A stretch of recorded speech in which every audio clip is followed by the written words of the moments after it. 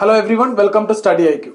So we will continue with our discussion. Okay, let me give you a question which is again related to data sufficiency. Okay, take a minute and solve this question. 2002.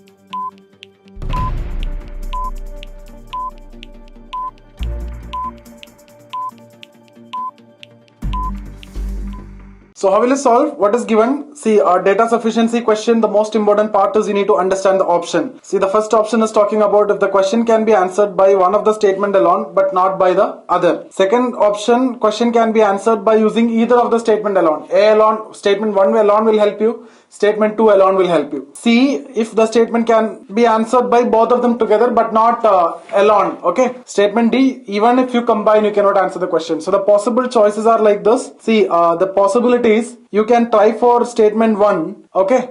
And you will try for statement 2. So let's see the possibilities. When you try for statement 1, you may be able to answer. Then you try for statement 2. That also will help you to answer. Okay. In this case, which one you will mark? You will have to mark B because the question can be answered by using either statement alone. I tried with 1 alone, yes. I tried with 2 alone, yes. Okay. So in this case, answer option B. There is another possibility, statement A will help you. Now statement 1 will help you but not statement 2. What is your answer? A. The other possibility is this will not help you but this will help you. What is the answer? Answer option A. The question can be answered by one of the statement alone but not the other. So 1 help you, not 2. Okay. 1 will not help you but 2 will help you. So answer for this question is A. In that case, okay. Then the other possibility is like both are not helping you when you take alone, but when you combine 1 and 2, you will get the answer. Then which one you'll pick? You'll pick C. Other possibility, both will not help you to answer individually. When you combine, then also you cannot get the answer. Then what is your answer? D. Okay. So let's see one by one. Let's take statement A alone. Okay. The sum of 38,000. What is the question? Sum of 38,500 was divided among 3 people who received the minimum amount. Okay. So let's take 3 people as Jagdish, Punit and Girish. Okay. 3 people. JPG. Who received the minimum amount? What Jagdish received 2 by 9 of what Puneet and Girish received together. Okay, so Jagdish received 2 by 9 of what P and G received together. So from that you will understand that Jagdish received 2 by 9 of P plus G, right? And we know all the 3, like if you do this P, J and G, you will get 38,500.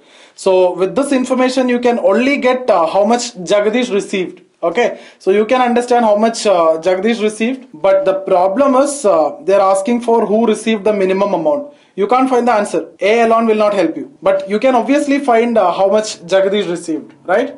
Now let's look at B. What they are saying, Punit received 3 by 11 of what Jagdish and received together. See, now you cannot consider A, you only consider B, then you will be able to find P, right?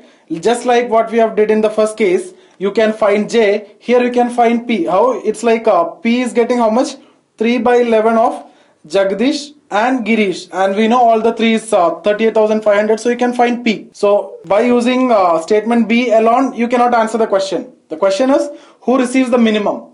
So when you take statement A alone, you know how much Jagdish received. When you take statement B alone, you know how much Punit received. But when you are taking these statements alone, you cannot answer the given question, that is who received the minimum. What you need to do is, you can try combining these 2. Okay, now when you combine these 2, you will be able to understand how much Jagdish received, how much Punit received. So obviously you can calculate Girish how much he will get, and you can tell who is receiving the minimum. And I don't want you to find how much Jagdish received or how much Girish or how much Punit received. Can you find it or not is the question. Yes, you can find it if you get both statements. So answer for this question is C. C for Calcutta. I hope you understood this. Okay, take a minute and solve this question. 2002 question, slightly lengthy question. The moment you see this question, you'll keep it for round 2. But again, you'll get the answer easily.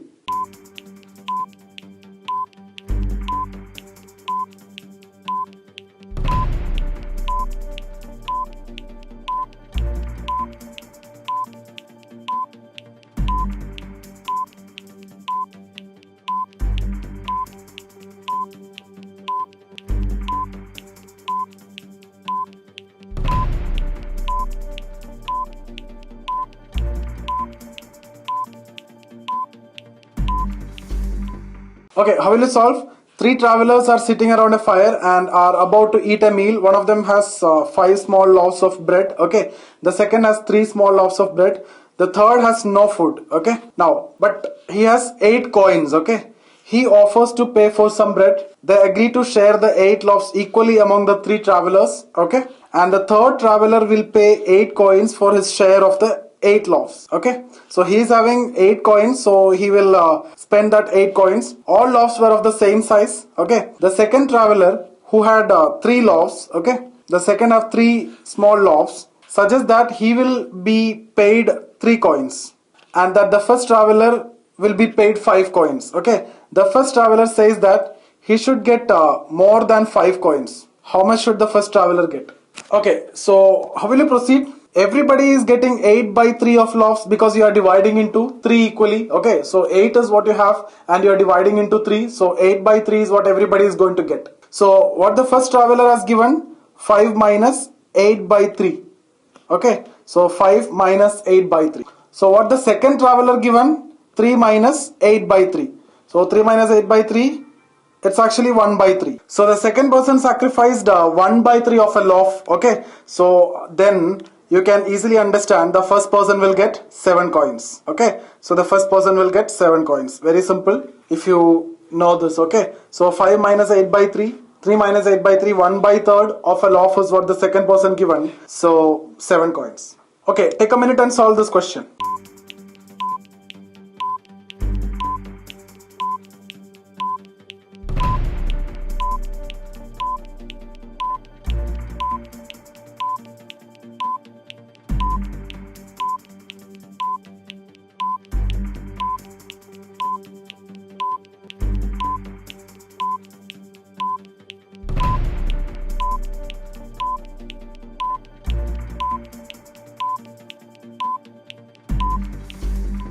So how will you solve what is given? In a coastal village, every year flood destroys exactly half of the huts. Okay.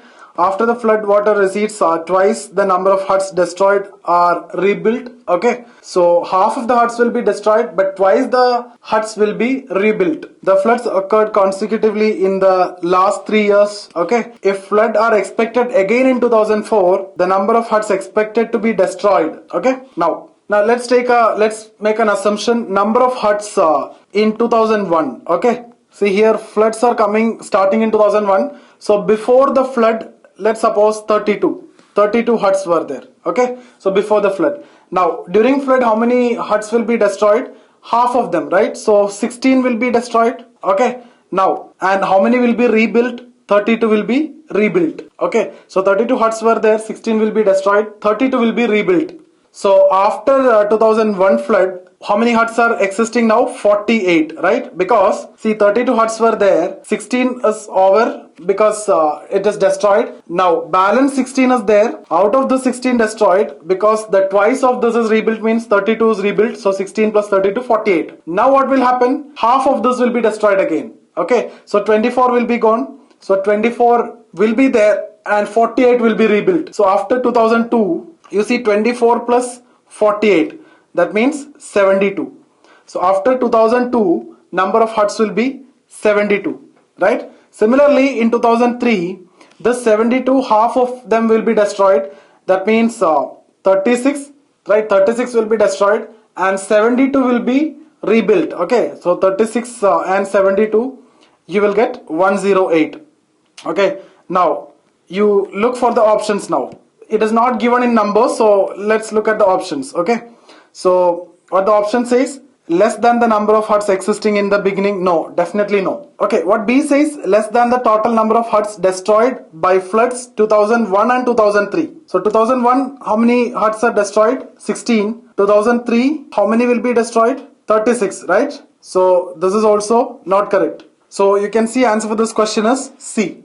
Okay, so when you check with options, you will understand that answer is C. Why C? Because C, the question is the number of huts expected to be destroyed is, right? So we know in 2004, if there is a flood, okay, so actually 108 is there, the total number. So half of this is expected to be destroyed, that is 54, right? So with respect to this 54, you need to answer the question, right? So answer option C says less than the total number of huts destroyed by floods in 2002 and 2003. So if you see the number of huts destroyed in 2002 is 24, right? Then in 2003 is 36. So if you combine this two, you get 60.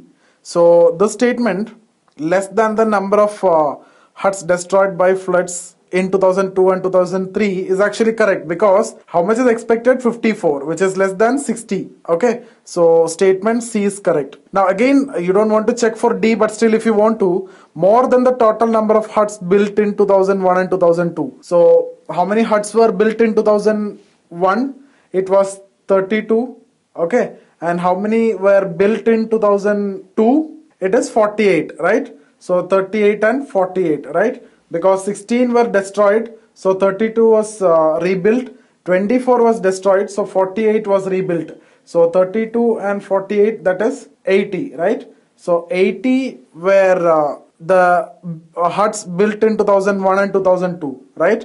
So here this is 54.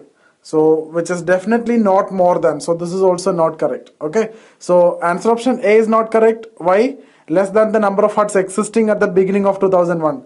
So at the beginning we assume that it is 32. So it is actually greater than 32. Okay, so what we got is 54. So 54 is greater than 32. So the first option A is not correct. Second option, less than the total number of huts destroyed by floods in 2001 and 2003. So how many huts were destroyed in 2001? 16. How many in 2003? That was 36, right? So 16 and 36, that is 52.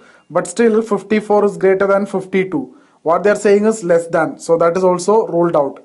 Then answer C says less than the number of huts destroyed by floods in 2002 and 2003. So that is 2002 it is 24, 2003 it is 36, so total is 60. So 60 is actually greater than 54. Okay, so obviously 54 is less than the total number of huts destroyed by floods in 2002 and 2003. So answer for this question is C. Okay, see, it's again a data sufficiency question.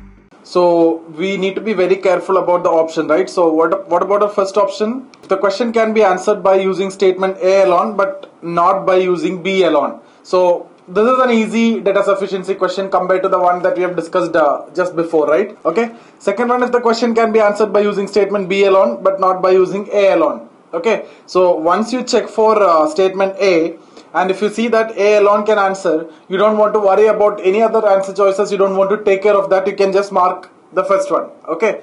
And once you check for A, if A is not satisfying, but when you check for B, B is giving you the answer, you can mark B. Okay. So here there are no such problems that you have seen earlier. In the earlier data sufficiency question, when you see A alone will give you the answer, but still you need to check for B because one of the answer choice was, okay, either of the statement alone can give you the correct answer. So that was the problem. Okay, so here that problem is not there. So when you check for A, if it is satisfying the condition, if it is able to give the answer, you can mark, and you don't want to check for anything else. Okay, so let me first read out the question. Okay, now obviously answer choice C, both of them together, and C, D, neither of them, even if you combine, you cannot answer the question, right? So the members of local club contributed equally rupees 600 towards a donation. How much did each one pay? Okay, so members contributed equally and 600. So how much did each person pay? That's what we need to know. So let's look at the first statement. Okay, if there had been 5 fewer members, each one would have paid an additional 10 rupee. Okay, so if 5 members were less, then each members would have paid extra 10 rupee. We know the total, and once you get something related to the number and this information, see, you can solve this question with this. The statement is alone. So now once you understood that I can solve this question, see with this I can solve. I tell you how, okay? If you have any confusion, I tell you how and I'll solve it also. But the moment you understood that you can solve by using this equation and you will be able to get the answer, you don't want to think anything, you don't want to find the answer, you don't even want to attempt to solve this question, go ahead and mark this A as the answer and end of this question. That's it. That's the beauty of data sufficiency. It's just checking you whether your concepts are clear or not. Okay. Now, if you move forward, otherwise if the question was like this, otherwise if you get a question like this, these two information is there, you need to solve this question. Okay. In a normal quantitative aptitude question, then how will you solve this? Not from data sufficiency point of view. Here you don't want to solve and you don't want to find the answer. Otherwise, how will you proceed? So what you can do is you can assume that n is the number of members in the club. Okay. So n is the number of members in the club. Now from statement A, this first statement, what we are going to understand is actually, see, if there had been 5 fewer members, each one would have paid an additional 10 rupee. Okay. So this n members paid something equally. Now 5 members less means n minus 5 situation. Okay. Instead of n, if it was n minus 5, you would have paid 10 extra. Okay. So in the first case, how much each person paid, if you assume this as n, total what you raised is 600, right? So 600 by n is what you paid, okay? So this is what we are supposed to get. But we don't have anything to connect to this 600 by n because that is what actually asked, okay? Now from the second statement, what we can understand is if there were 5% less, that means if there were n minus 5, okay, then the amount they are going to pay, okay, that will be 10 more than the amount that you paid. The amount that you paid is actually 600 by n, right? So that means which is equal to 600 by n plus 10. So what is 600 by n? The amount that you paid already. Okay. So the amount that you are going to pay in the new case will be 600 by n minus 5. Okay. See, you can see a reduction here. So definitely there will be an increase here. So that increase is what given as 10. Okay. So earlier this was the amount that you are paying. Now you are paying 10 extra because of this 5% less. Now when you write like this, now it is easy, right? There is no point in discussing the way you solve this question. Okay, you can do cross multiplication or whatever method that we had discussed in the previous lectures. Okay, so you solve it and you will get n is equal to 20. Okay, so n is equal to 20. What is n in our assumption? N is the number of people, right? So total sum raised is 600. 600 by n is the amount that each person paid. Okay, so 600 by n means 30. 30 rupees what each person paid. So 30 is each person paid in the first situation, but what happened? Instead of n, which is 20, now it became 15, right? So 15 means 600 by 15. How much you need to pay? 40. And that's what the information which is given, 10 rupee more. See here 5% is less, so 10 rupee more. Earlier 30, now 40. Why? Because earlier 20 were there, so the contribution is less. Now only 15 were there, so contribution is slightly increased. I hope you understood this. Now see, there is no point in looking at statement B, but still, if instead of A, if it was statement B, and instead of B, if it was statement A, then what would be your answer? Answer option B. But still, in that case, you need to check for statement A because that is coming first, right? So there were at least 20 members in the club and each one paid not more than 30. This is not going to give you any information. At least 20 member, okay, it's a random value.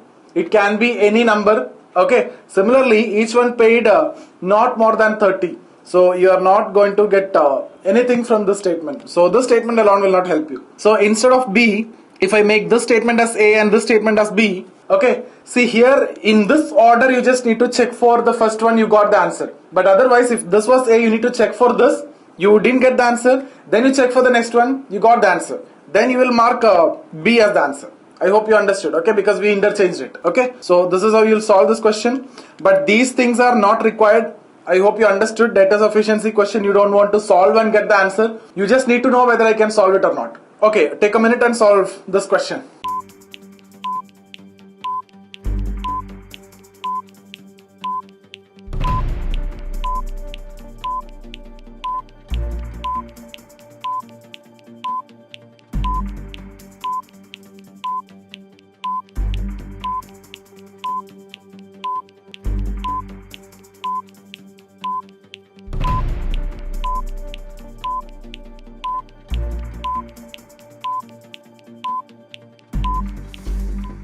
Okay, how will you solve this? The number of employees in a company is a prime number. Okay, so number of employees is a prime number and is less than 300. Okay, so we are looking for a prime number which is less than 300. The ratio of the number of employees who are graduates and above to the number of employees who are not can be possibly, okay, see, it's a tricky question, at the same time it's a very easy question. Why it is easy? Because they are saying that it's a prime number. Okay, so the number of employees in a company is actually a prime number. So the number of employees who are graduates and who are not, if you find the ratio, okay, so let's go from the options. Okay, so let's go from the options. The best approach to solve this question is going from the option. So when you check from options, if you see answer option E, okay, when you add this, what you will get is 181, okay, which is a prime number. So which satisfy the condition, so we'll check, we'll take E as the answer. So in this case, it is best to go for checking from option.